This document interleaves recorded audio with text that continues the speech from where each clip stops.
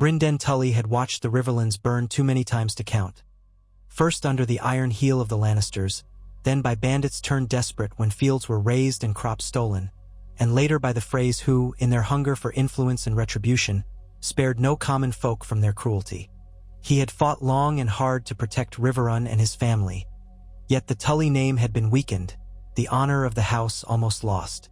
The old knight had always been called Blackfish, a moniker that sprang from a stubbornness of spirit and a devotion to the Tully words: family, duty, honor. But no matter how fiercely he fought, it seemed the realm around him shattered again and again, and with every shattering, the lords who should have stood united allowed themselves to fall into petty squabbles and deeper humiliations. He had resisted proclamations of kingship before. He never wanted the pomp, nor a seat on a faraway iron throne.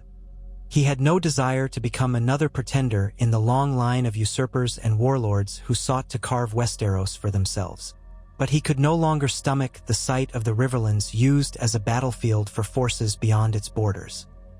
He had grown too old to watch outsiders tear his home apart, paying no mind to the farmers and fisherfolk who starved under false kings' campaigns. He told himself it was for the good of his people, for the sake of a realm that needed strong leadership from the Trident to the rolling hills of the Blackwood lands. And so, in a fateful moment of conviction, he placed upon his brow an unassuming circlet of steel set with small freshwater pearls. Simple, humble, like the Riverlands themselves, and with it, he took the title that had not existed in centuries: King of the Trident, King of the Riverlands. He did not do it with a grand coronation or a host of wealthy lords surrounding him in a lofty September. He did it in the courtyard of Riverrun, with a handful of loyal knights, sworn swords, and small folk who loved him as the last symbol of a proud Tully legacy. There were no pages of history proclaiming this day. No high septon traveled to bless it. Instead, amid the drizzle of a chilly autumn rain, he stood in front of a battered garrison of men who had survived more heartbreak and war than any one kingdom deserved. He spoke plainly, his strong voice carrying over the wet stones of Riverrun's courtyard. He told them of his sorrow for the Riverlands' continuous strife, of his anger toward the forces that had used these lands as a stepping stone to more southern or northern ambitions, of the false promises from kings in King's Landing who never once set foot on the muddy banks to see the ruin they had caused. He said the Riverlands deserved a voice that answered to no one but its own, a protector whose seat was not some distant city behind the power of foreign houses. He told them that if the old houses of the Trident could unify, even without extraordinary wealth or resources, they could stand as one and keep the Riverlands free of the devastation that had claimed their fields and their children's lives for far too long. And he ended with a simple statement. He would wear this crown not as a tyrant, but as a guardian of every man, woman, and child who bent the knee in good faith. No one forced them. No one threatened them.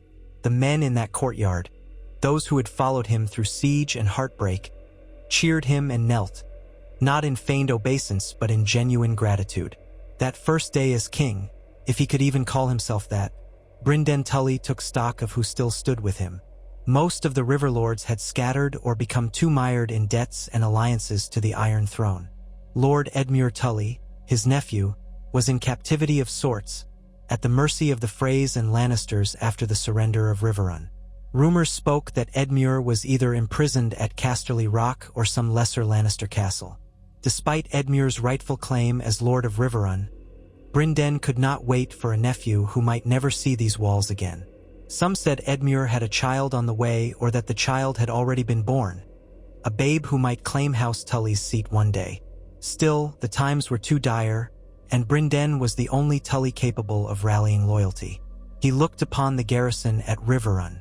They were a small group, a mere fraction of the force that once stood proud under House Tully's banners. Many had died in Robb Stark's wars or the subsequent chaos after the Red Wedding. But a small group of knights remained. Men from lesser houses who had nowhere else to go, small folk with no more farmland to till, huntsmen and archers accustomed to living off the land.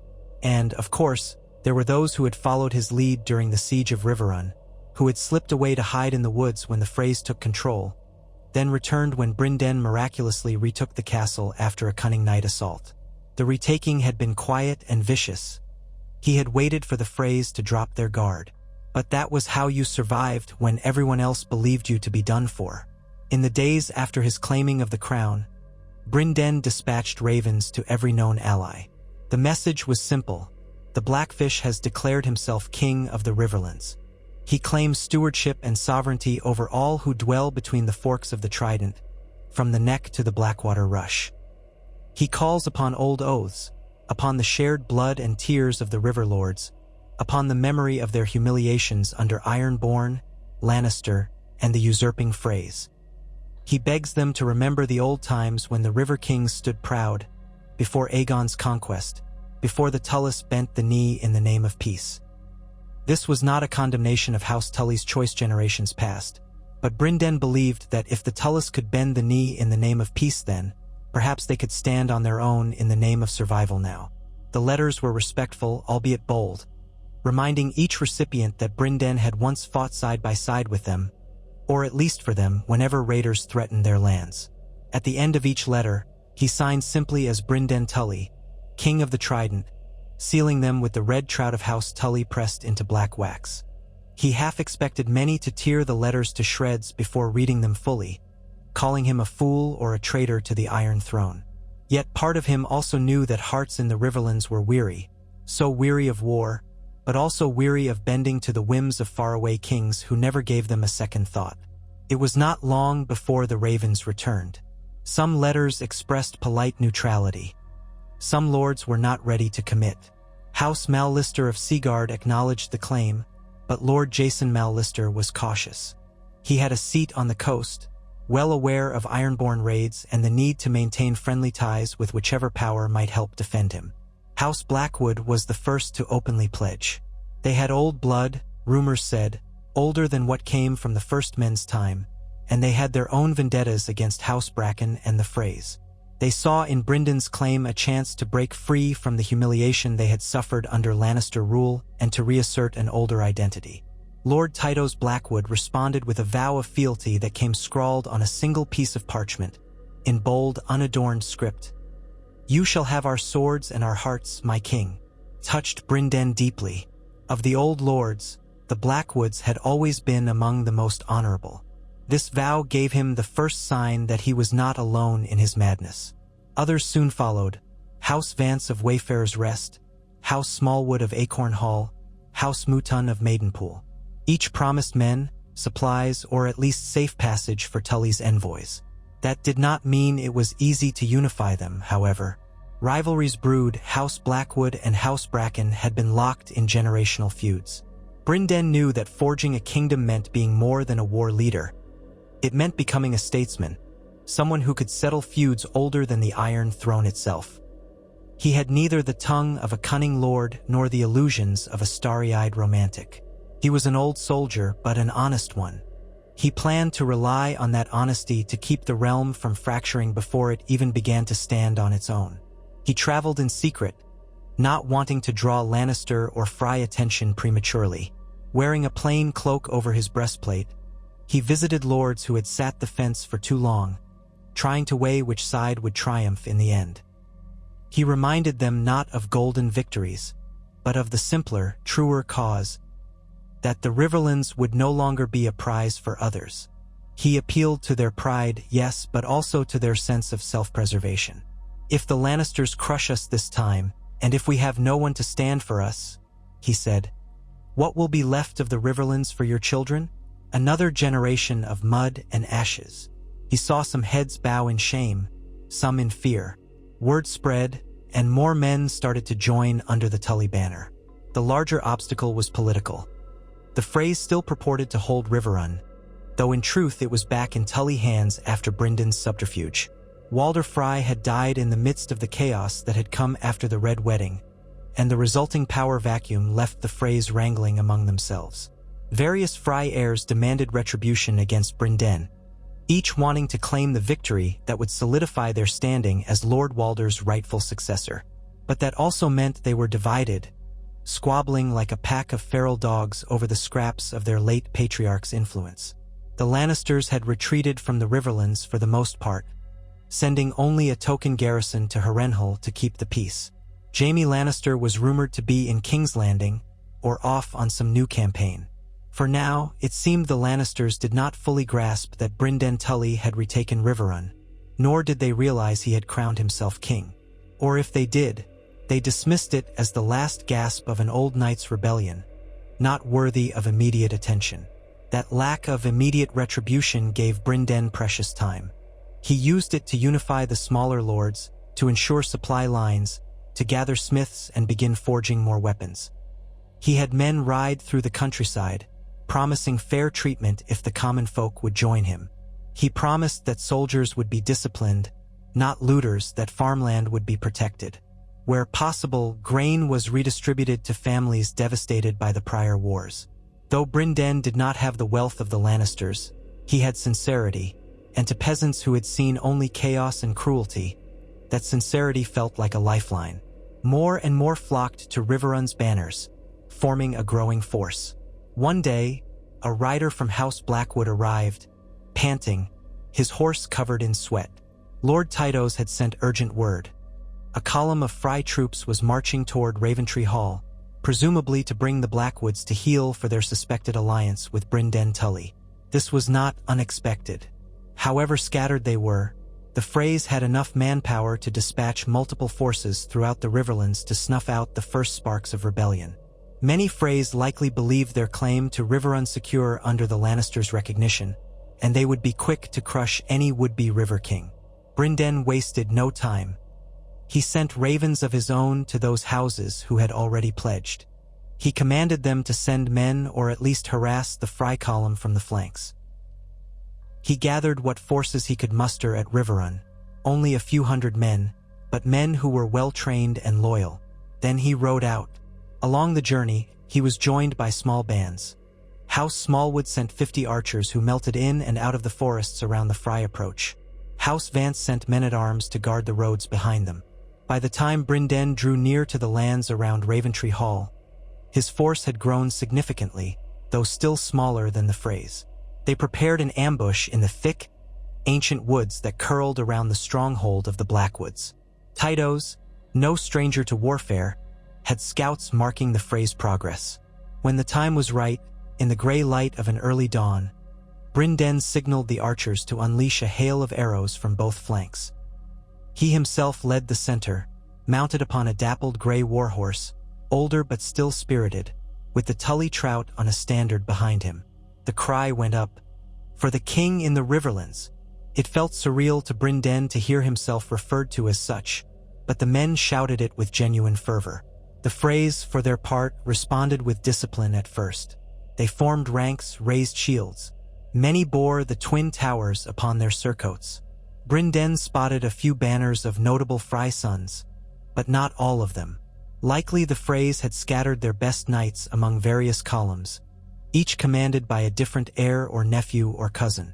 This particular force was led by Ser Ryman Frye, a man known more for his cruelty than his wit. Arrows rained down, and the Freys attempted to press forward to break out of the ambush, but they found themselves harried at every side. The archers drew back into the thicker parts of the forest as Frye knights tried to charge them, luring them deeper. When the main column broke formation to chase the archers, that was when Brynden led the cavalry charge down the slope. Steel clashed and men screamed, horses rearing, blood spattering against tree trunks. Brynden's veterans, though fewer in number, fought with grim determination. They had lost too much already to the Freys, and the memory of the Red Wedding stoked a vengeance that no Frye steel could easily quell. Within an hour, the Frye line began to collapse. Ser Ryman himself ended up unhorsed and fled into the woods. Archers from House Smallwood found him trying to mount another horse, and by midday, they delivered his body to Brynden. Brynden would have preferred to capture him alive, but fate gave them only the dead man, pale and bruised. Brynden did not gloat. He merely ordered the man buried, a courtesy that might seem too kind for a Frye, yet Brynden believed that even enemies deserved a modicum of dignity in death. Word of Ryman Frey's defeat spread quickly. It emboldened those in the Riverlands who had doubted Brynden's ability to defend them. Here was proof that the Blackfish's newly declared kingdom might indeed stand a chance. When Brynden finally entered Raventree Hall, Lord Tyto's Blackwood greeted him with open arms. The great hall was austere but lined with dusty tapestries that told ancient tales of the Blackwood lineage. Servants offered Brynden a seat at their table's head, calling him Your Grace, a title that made him shift uncomfortably. Yet he thanked them, and they celebrated their victory with mulled wine and a modest feast of roasted game and bread. It was not lavish, but it warmed Brynden's heart more than any golden feast in a faraway city could have done. Lord Tyto solemnly knelt before him and swore his oath anew, pledging that so long as the Blackwoods drew breath, they would serve the King of the Trident. Brynden, humbled, placed a hand on the man's shoulder and asked only that he continue to defend the lands of the Riverlands. He did not want slavish devotion, he wanted unity. He stayed at Raventree Hall for 3 days, reorganizing the forces, addressing the wounded, and ensuring that local villagers had what they needed to rebuild. The Freys had camped not far from the main road, devastating fields and terrorizing peasants. Brynden ordered small groups of soldiers to patrol and protect the area. More refugees arrived, learning that the Blackfish's men would not harm them. Many had heard that the man wearing the crown was the same one who had always fought for House Tully's honor, that he punished looters among his ranks, that he showed respect to old men and children alike. If there was a king in Westeros who truly cared for the small folk, perhaps it was this old knight with graying hair and a harsh, scarred face. During this time, lords from other regions of the Riverlands began to appear in person to parley. Brynden held no illusions that they all came willingly out of loyalty. Some arrived because they feared they would be labeled traitors if they did not. Others were worried that the Freys or Lannisters would retaliate, and they wanted to see for themselves what kind of court this so-called King of the Trident kept. Brynden did not hold official court in the sense that King's Landing might. Rather, he convened in a large solar within Raventree Hall, seating the lords around a wooden table rather than having them stand below a throne. He explained that if the Riverlands were to stand, they must speak plainly and trust one another. Some found it unconventional, but the more pragmatic among them recognized that it matched Brynden's persona. Soldier first, king second. He spoke of forging a new identity for the Riverlands, one not beholden to the Iron Throne. He promised that they would never seek war with the North, the Vale, the Westerlands, or any other region, so long as the Riverlands were respected. He acknowledged that the Lannisters might well come to reclaim this land by force, but he believed that if the Riverlords showed a unified front, the Lannisters would face a protracted guerrilla war in a land still recovering from previous conflict. Perhaps Tywin Lannister could have broken them with cunning or gold, but Tywin was gone, and the Lannisters' hold was weakening with every new rumor out of King's Landing.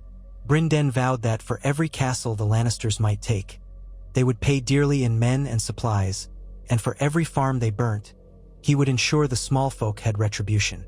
Few lords openly challenged him during these gatherings, though Brynden could see doubt in their faces. Many remembered how House Tully had once championed Robb Stark, the king in the north, only for that cause to end in betrayal and slaughter. They had no desire for another failed rebellion. Yet Brynden told them this was not another rebellion for a distant throne. This was a stand for their homeland, a territory that had known only subjugation. He appealed to old pride, the heritage of the Trident. And slowly, as the days passed, more houses declared fealty.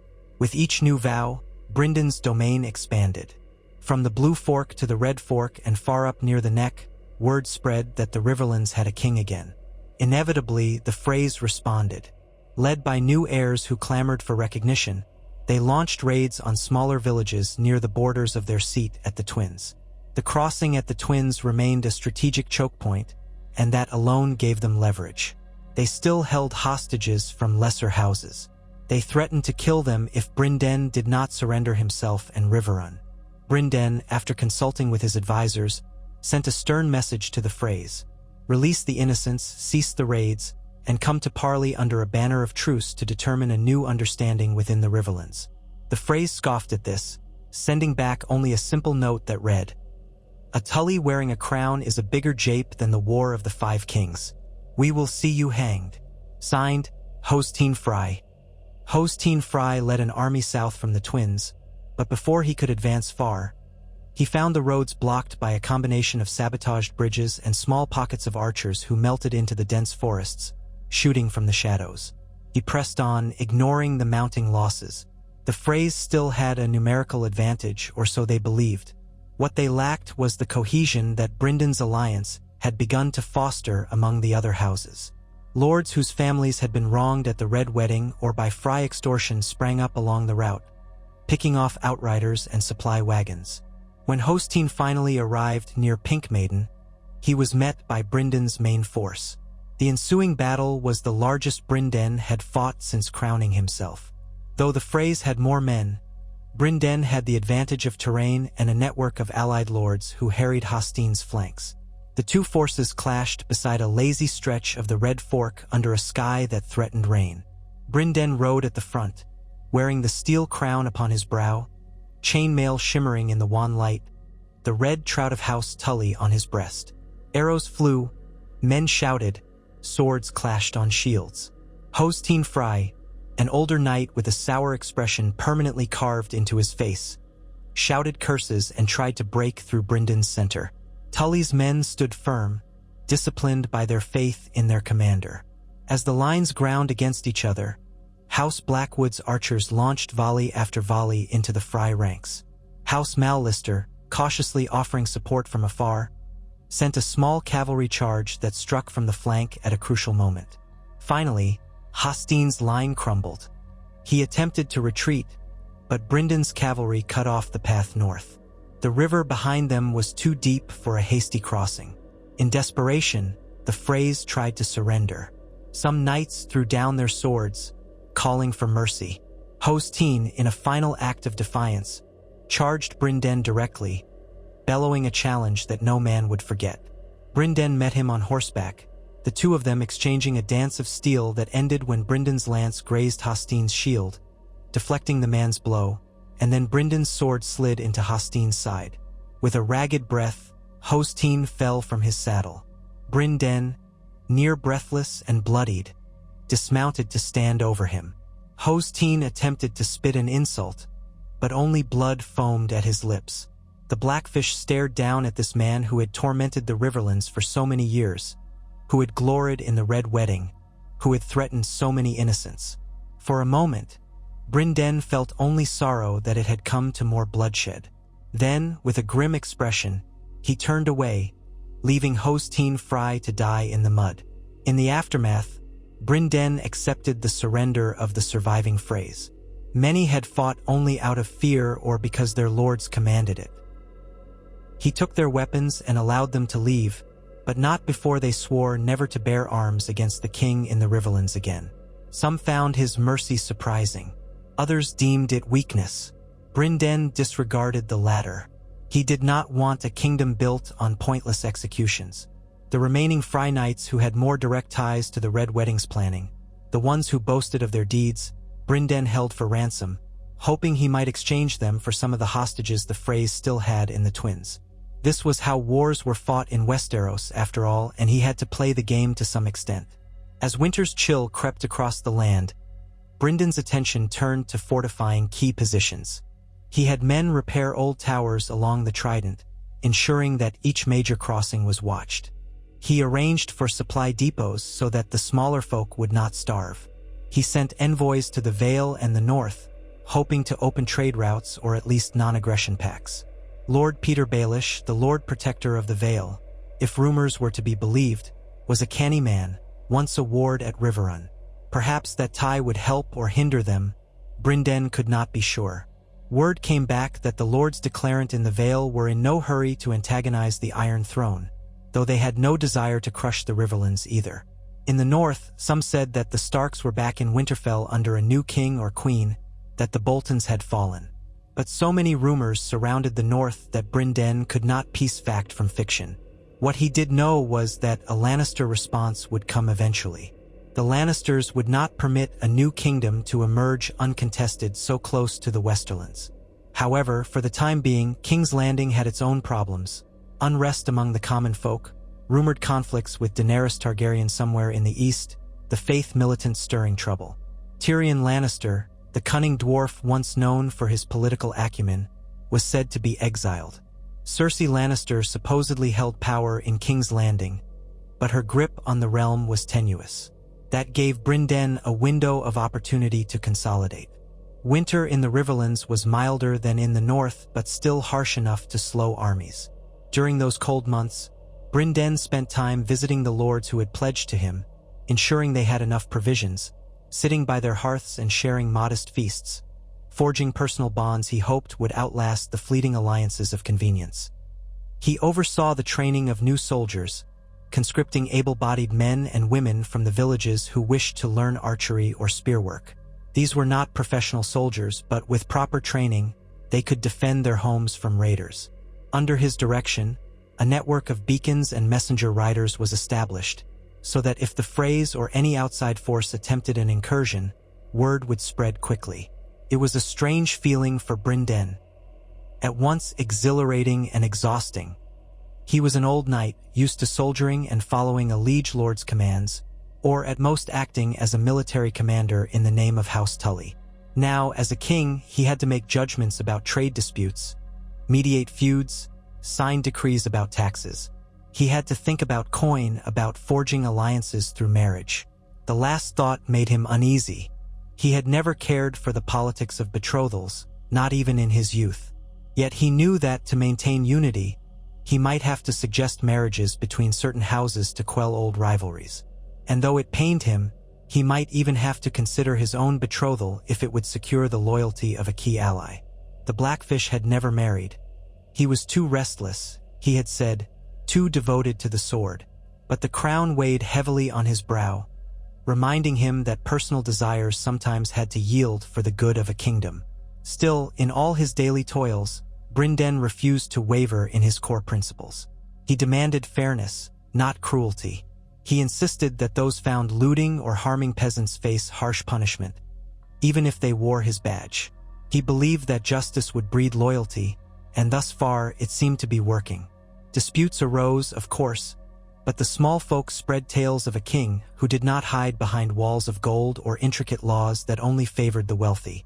They said this king of the Trident was once called the Blackfish, a knight who fought side by side with them in the mud of the battlefields. That grew into a legend that children whispered around hearths, that traveling minstrels put into simple songs. Brynden did not realize how much it mattered until one evening, on his ride back to Riverrun from a nearby village, he heard a group of children singing, "Oh, the Blackfish rose from the watery walls, to guard the land from tyrants tall. The trout on his crown for all to see, our king of the river set us free." The tune was crude and repetitive, but it struck him deeply. By the time spring approached, the Riverlands under Brynden's rule had transformed from a half-ruined territory rife with bandits to a realm showing signs of renewal. Old farmland was replanted, roads cleared. The bandits, sensing that the Tully forces would no longer tolerate lawlessness, largely disappeared or joined as legitimate soldiers. Lords who once hesitated now recognized that following Brynden was their best chance to avoid subjugation by the Freys or the Lannisters. The kingdom remained fragile, but it was a kingdom nonetheless, held together by the will of a man who had never before aspired to wear any crown. Inevitably, the response from King's Landing arrived. A Lannister host, led by no less than Jaime Lannister, appeared at the outskirts of the Riverlands, accompanied by several bannermen from the Westerlands. They brought swords and siege engines, intending to reassert the authority of the Iron Throne. Scouts reported their numbers were substantial, though perhaps not as large as one might expect from the combined might of the Westerlands. Rumors said the Lannisters could not afford to strip King's Landing of too many troops, not with so many potential threats looming. But the host was still large enough to threaten the Riverlands if they could force a pitched battle in open ground. At Riverrun, Brynden held council with his chief advisors, including lords from Blackwood, Vance, Mallister, Mutton, and others. The question was whether to attempt a direct confrontation or a defensive strategy. Some hot-headed lords wanted to meet the Lannisters in open battle, to prove the Riverlands would not cower behind walls. Others advocated for caution, reminding everyone that the Lannisters were seasoned fighters with better armor and the resources of the Iron Throne behind them. Brynden listened carefully, then made his decision. They would not hide behind walls, But they would also not give Jaime Lannister the set-piece battle he undoubtedly wanted.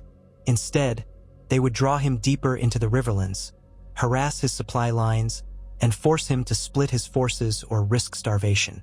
If Jaime wanted to take castles, he would find them well garrisoned and prepared for protracted siege. The Riverlanders would use the terrain to their advantage, just as they had done in smaller engagements with the Freys. A series of small skirmishes erupted across the western Riverlands. Whenever Jaime marched in force, Brynden's men retreated, only to reappear elsewhere, burning or capturing Lannister supply wagons. Jaime attempted to hold onto each crossing, but the Riverlanders knew their fords well, and they struck swiftly, disappearing among the rolling hills and forests. Weeks turned into months, with Jaime's host making only minor gains. The knights who accompanied him grew weary of sleeping under the open sky, wary of ambush at any turn. Jaime pressed onward, eventually laying siege to Seaguard, hoping that controlling the coast might open a supply route by sea. But House Mallister, forewarned, had stocked their granaries. Brynden ensured that raiders harassed any Lannister attempts at foraging. By the time the siege at Seaguard began, Jaime realized too late that the Mallisters were prepared to hold out for a long time. Meanwhile, Brynden consolidated in the Heartland, ensuring no Lannister detachment could slip past to take Riverrun unawares. He sent envoys again to the Vale and the North, hoping to discourage them from aiding the Lannisters or to gain their moral support. He did not ask for direct military intervention. He knew better than to assume others wanted another war. But if the Vale or the North at least refused to help the Lannisters, that would tip the balance. Word came back from a certain Lady Sansa Stark in the North, who had apparently reclaimed something of her ancestral seat. She offered no direct alliance but sent a polite letter wishing Brynden success in securing the Riverlands, acknowledging the Tully family bond through Catelyn Stark. That alone gave Brynden some encouragement. As for the Vale, Lord Baelish's reply was slippery, stating only that he wished no harm to House Tully and would advise neutrality. Brynden read between the lines. Baelish wanted to see how the conflict played out, ready to profit from whichever side emerged stronger. Throughout the spring and into summer, Jaime's siege at Seaguard dragged on. The coastal city held firm, while the Lannister army began running low on food. Shipments from Lannisport were delayed or intercepted by privateers encouraged by Brynden's allies. Jaime's frustration was palpable. Eventually, it forced him to lift the siege, a humiliating retreat that left many of his lesser lords grumbling. The Lannister host tried to maneuver again toward Riverrun, but each time the Riverlanders, led by Brynden's captains, confounded them. Finally, Jaime sent a peace envoy under a flag of truce. They requested a meeting with the King of the Trident to discuss terms that might reintegrate the Riverlands under the Iron Throne. Brynden's council urged caution. This could be a trap, they warned. But Brynden believed that if Jaime Lannister wanted to capture or kill him, he would have attempted it on the battlefield. No, Jaime wanted an end to this war, and so did Brynden, provided that end did not mean kneeling to the Iron Throne once more. He agreed to meet in a neutral field, in the shadow of a large oak near one of the Trident's minor branches. There, in the late afternoon sun, Jaime Lannister rode up with a small escort, his golden hand glinting in the light. Brynden approached with his own guard, wearing the steel crown. The two old soldiers regarded each other in silence for a moment. They had crossed paths before. Once upon a time, Jaime had besieged Riverrun, even sought to parley for Edmure Tully's surrender. Now the roles were reversed in a way, with Brynden as the one trying to protect the Riverlands from Lannister aggression. Jaime began by stating that the Iron Throne could not allow an independent Riverlands, that the Tully rebellion would only bring more suffering. Brynden retorted that the Riverlands had known nothing but suffering under the Iron Throne's various rulers, and that the Tully name deserved to stand on its own. Jaime spoke of laws, of the rightful authority of King Tommen or Queen Cersei, depending on whichever Lannister wore the crown in King's Landing. Brynden simply shook his head, explaining that the Riverlanders no longer recognized that authority. For a long time they argued in circles. Jaime tried to tempt Brynden with titles, Warden of the Trident, Hand to the King, or some other prominent position. He promised that the Lannisters would restore Riverrun fully to House Tully, that Edmure would be released. Brynden, though longing to see his nephew freed, refused to bend the knee. He demanded that Edmure be returned unconditionally, along with any other Riverlander hostages the Lannisters held. Jaime was not authorized to agree to that. The parley ended in a stalemate, neither side willing to bend. But neither side desired a catastrophic battle, either not after so many years of fighting. They parted with a silent understanding that the war would continue in its smaller, grinding form, with no resolution yet in sight.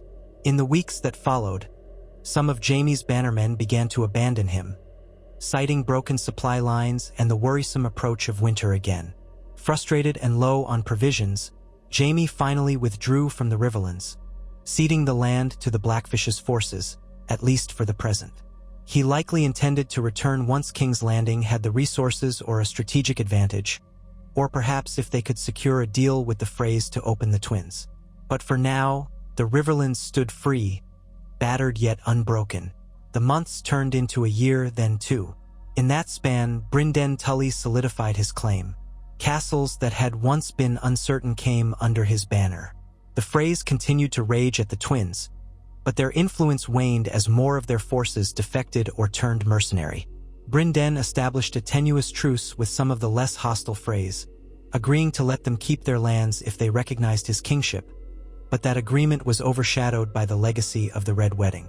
Trust was scarce. Even so, some branches of the Frey family realized they had little choice but to accept the new reality. All the while, Brynden's rule was that of a soldier king, never indulging in the luxuries that many monarchs took for granted. He often took meals alongside his men, practiced archery with the younger recruits, and traveled across the Riverlands to personally settle disputes or inspect the fortifications. He gave small folk the freedom to petition him directly, though he had to rely on local lords and stewards to administer day-to-day governance. In each place he visited, he listened to complaints about taxes, about neighboring lords, about old family feuds. He rendered judgments as fairly as he could, guided by the Tully words and his own sense of honor. The living conditions in the Riverlands improved, though the scars of war were slow to fade. Eventually, other kingdoms of Westeros could no longer ignore the Riverlands' independence. Word spread to Dorne, the Reach, and beyond that a man called the Blackfish wore a crown along the trident. Some saw it as a curiosity, a relic of the ancient times before the Targaryens. Others saw it as a potential ally or enemy, depending on their own aims. Envoys from Dorne arrived under a banner of peace, seeking to open trade and maybe glean what advantage they could find. Brynden, though no merchant, welcomed the exchange. Anything that helped the Riverlands stand on its own feet was worth pursuing. The Iron Islands, under new leadership, whoever rose to power after the tumult of the Greyjoy rebellions, also took note. They had raided the Riverlands in the past and might do so again if they believed the new kingdom weak. Brynden prepared the coastal defenses accordingly. The Mallisters took it upon themselves to strengthen Seaguard's fortifications, readying for any threat from the Western Sea. Within a few years, what began as a desperate stand by an old knight had blossomed into a legitimate, if fragile, kingdom. Brynden Tully found himself increasingly confined to the role of king, making treaties, forging alliances, and upholding justice. It was a life he had never sought, but his convictions sustained him. When the stags or lions or dragons of the world turned their eyes upon the Riverlands, they no longer saw a battered, divided territory ripe for exploitation. Instead, they saw a land united under the banner of a crowned trout, guarded by a man who had survived the worst Westeros could throw at him. In those quiet hours before dawn, when the weight of the crown pressed upon him most heavily, Brynden thought of the sacrifices made along the way, the men who died at his side, the friendships strained by politics, and the inevitable rage of the Iron Throne that someday might come in full force. Would his kingdom stand the test of time, or would it burn under Dragonfire or Lannister steel? He could not know. All he knew was that for now, for however long the gods allowed, the small folk of the Trident could till their fields without fear of foreign armies trampling them, and the lords of the Riverlands bowed not to a distant king but to one of their own. He sat alone in the great hall of Riverrun one night, gazing at the flicker of torches on the stone walls. He wore a simple tunic, the crown set beside him on a table. A map of the Riverlands lay spread out before him, dotted with small carvings to represent armies and strongholds. The hall was quiet, his captains and lords having gone to rest. Brynden traced a finger along the rivers, remembering battles fought and alliances won. So much blood had watered these lands, so many tears shed. He placed his hand over the crown trout sigil etched on the corner of the map. For a moment, he closed his eyes, feeling the memory of his brother Hoster, his niece Caitlin, and all the Tullys who had passed. He felt their presence in the stones of Riverrun and the flow of the Trident's currents. When he rose from his seat, he took the crown in both hands. It was not a gaudy thing. It was forged from plain steel with those small freshwater pearls, the only adornments that hinted at the Tully affinity for rivers. He lifted it to his brow, not for the glory of power, but for the duty he had accepted. The torches played across its surface, and for a heartbeat, the pearls gleamed like droplets of water in the sun. Then he set it back down gently, allowing himself a weary sigh. No one had said it would be easy to build a new kingdom from the ashes of war. But if the Riverlands endured, if its people found a measure of peace and prosperity after the horrors they had suffered, then perhaps history would look kindly on Brynden Blackfish Tully, the soldier king who defied tradition and circumstance to crown himself king of the Trident. And if not, if the tides of war or politics eventually swept the Riverlands under once more, he could at least meet the stranger knowing that he had done all he could, in the name of family, duty, and honor, to give his homeland a chance to stand on its own 2 feet. In the months and years that followed, ballads were sung by traveling bards about the Blackfish king who roamed his kingdom with sword at his side, who drank from the same wells as the common folk, and who rarely sat upon his throne for more than a few days at a time.